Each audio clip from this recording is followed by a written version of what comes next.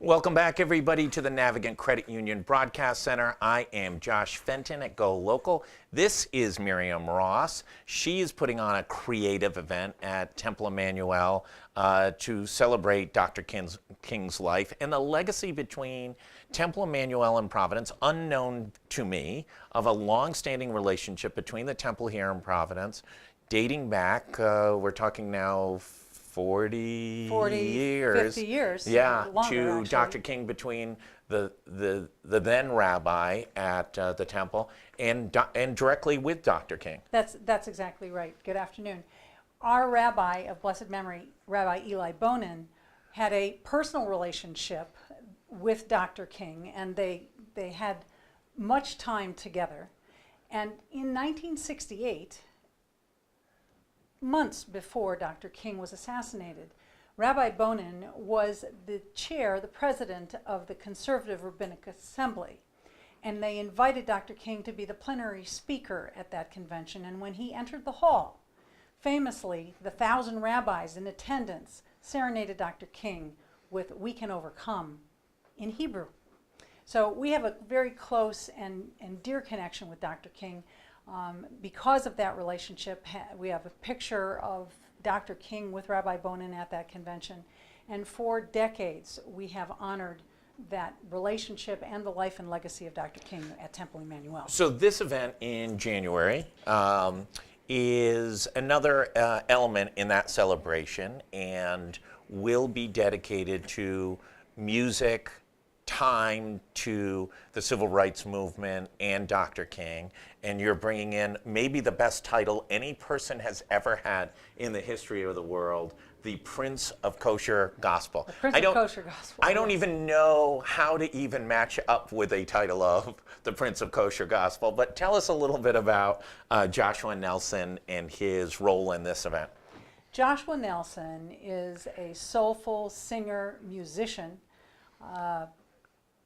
Jewish, born and raised in South Orange, New Jersey, African-American individual who is an incredible performer and singer and musician. He has sung for presidents and prime ministers, appeared on Oprah Winfrey's show, and is very much aligned with Mahalia Jackson and in her genre of gospel music, and is a fabulous performer, and we're really excited to bring him to the community. And the choir, the Singing the Dream, which is the name of the event, chorus, which is composed of singers from all throughout Rhode Island, are going to have an opportunity to actually sing and perform with Mr. Nelson. And Miriam, who's pulling that together? Because that's really an exciting component to it together, bringing together a diverse group of Rhode Islanders to become a chorus. We're not, some of the African-American churches have some pretty spectacular choruses, but we're not known as a big chorus city like some cities are that have almost competitions and, it's the game, right? It's like the battle of the bands. Talk about who's the one organizing that component of the event. Well, that would be me. That would be you. I am the producer. I remember you from Drumline. Right. I'm the producer of Singing the Dream, along with a team from Temple Emmanuel and Central Congregational Church, a group with cantor Brian Mayer, who's the Chazan cantor at Temple Emmanuel, Judy Greenblatt, Judy Jameson, you have to be Judy other than me to be on the committee, and Patrick Aiken, who is also from Central Congregational Church, and Joel Gluck, who is from Temple Sinai, doing Shirenu. Actually, they meet it at Temple Sinai, and that's really the team that does it. But as producer, we are bringing together a chorus of all ages, faiths, men, women, to come together and sing in the name of social justice.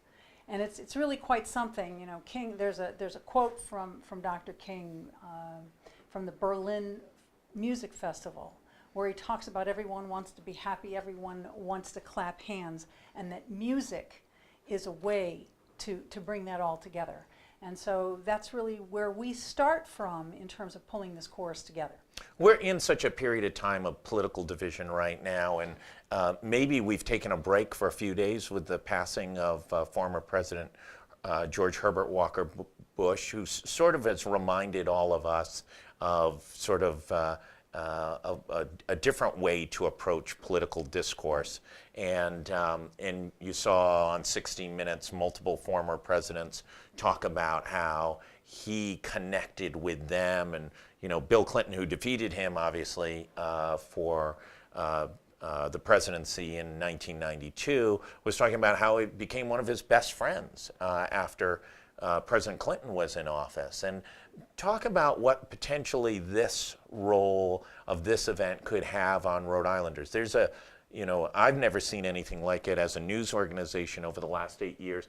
You have political skirmishes right now in East Greenwich and South Kingstown, and they appear to be political, ideological death fights. How can we improve on the dialogue, and how can this event help? Interesting, way to put it together. Singing the Dream is about bringing diverse groups together. It's about unity. Right. And one of the elements that we're bringing into this year's concert or event is a conversation that's been going on with our senior Rabbi Wayne Franklin, with ministers throughout the state, called Merciful Conversations. Mm-hmm. And those individuals, Pastor Chantel Williams, Reverend Betsy Aldrich Garland, and Bo Stubblefield-Tave, are coming together in this concert to provide reflections and ideas about what social justice is all about, what tolerance is all about, and to have that conversation throughout the music and togetherness, really, that we will have, that will be brought by the music. So what are we doing about it? In answer to your question, part of this is coming together on common ground and being able to speak a language that everybody can understand and embrace. That's great. And I think there's a tremendous opportunity to invite some diverse folks from around the state, I think, to be included in this.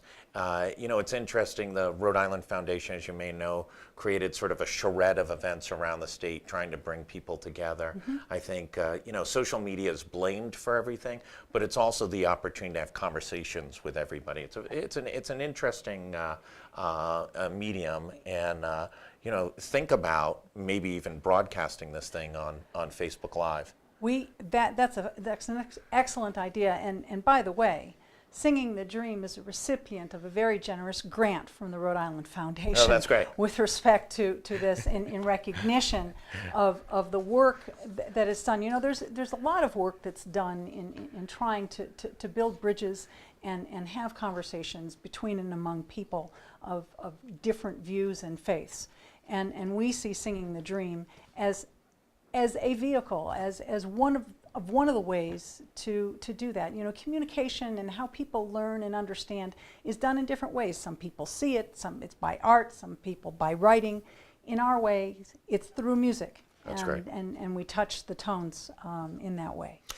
We'll have all the links when this goes live tomorrow as an article on social media and on GoLocal.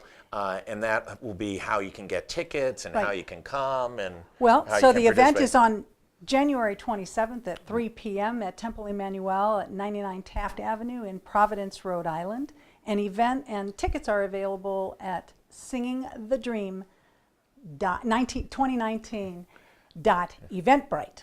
Great. And we'll have all those links, and you can just click on them and do it. And I just want to meet the guy who is the Prince of Kosher Gospel. That would be a lifelong dream. It's as good a title and a good acclaim as anybody can ever come up with. Miriam Ross, congratulations on the event and all the work you're doing to bring people together. There's a great celebration of Dr. King's life and legacy. Appreciate you taking the time to come on, and we look forward to helping you promote it over the next few weeks after the new year. And happy holidays to you. Thank you. Happy holidays, happy Hanukkah to everyone, and thanks for having us. That's great. This wraps up today's show. We had beer, we had Dr. King, we had it all on live today. We'll be back tomorrow. Laura Afonso's got what's cooking on in the kitchen and in some of the great recipes, restaurant tours, and cocktails around Rhode Island. And Kate Nagel will be back as well, we hope. If not, you'll be stuck with me. Chelsea will be back on Thursday, and we've got some interesting discussion teed up for Friday. I think Neil's going to be over here, Neil Steinberg from the Rhode Island Foundation, talking about the plight of education in the public education system here in Rhode Island. Yesterday we spent a lot of time talking about it with Saul Kaplan and with Gary Sass, nearly an hour just dedicated to that. Thanks everybody for tuning in. We'll see you back tomorrow and catch up on updates on GoLocalProv.com all day into the morning. Look forward to seeing you tomorrow.